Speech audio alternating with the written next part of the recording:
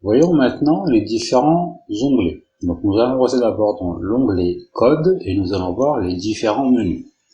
Nous voyons que nous avons ici plusieurs sous-menus. Nous commençons avec un onglet de couleur bleu Mouvement, un onglet violet qui s'appelle Apparence, un onglet rose qui s'appelle Son, un onglet jaune qui s'appelle Événements, un onglet orange clair qui s'appelle Contrôle, un onglet bleu ciel ou cyan qui s'appelle Capteur, un onglet vert qui s'appelle Opérateur, un onglet orange qui s'appelle Variable, et un onglet rose-rouge qui s'appelle Mes blocs. Voyons-les en détail.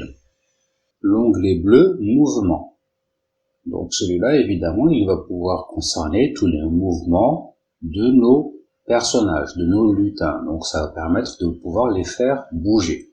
Par exemple, si je prends le premier qui est avancé de 10 pas, regardez, lorsque je clique dessus, à chaque fois que je clique, vous voyez, mon lutin avance de 10.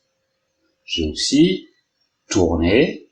Alors là, c'est tourné donc vers la droite avec la flèche de 15 degrés. Chaque fois que je clique dessus, mon lutin va tourner.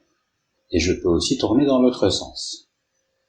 Je peux, par exemple, vous voyez ici, aller à une position aléatoire. Chaque fois que je clique, il va se déplacer sans que je ne connaisse la position finale. Je peux aussi déterminer une coordonnée précise et lui dire de se rendre à tel endroit. Si je rentre une coordonnée où je veux qu'il se rende, lorsque je reclique dessus, il va se rendre, voilà, au point que j'ai pu déterminer. Je peux aussi faire glisser mon personnage. Par exemple, ici je laisse la durée et la position par défaut, et voilà, cette fois-ci mon personnage glisse. Il se rend à un nouveau point en glissade. Je peux aussi préciser les coordonnées où je veux que Scratch se rende. Je peux aussi dire à Scratch de s'orienter, et je spécifie directement le degré d'orientation.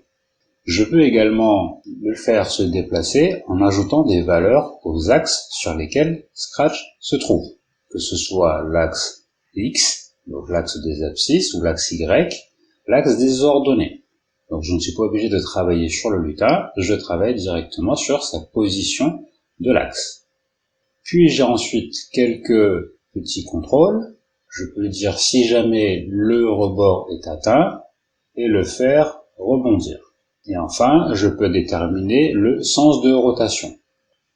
Et enfin, ici, vous voyez que nous avons déjà des éléments qui sont définis. Abscisse X, ordonnée Y, direction. Alors, on appelle ça des variables, mais nous allons y revenir plus tard quand nous aborderons le menu.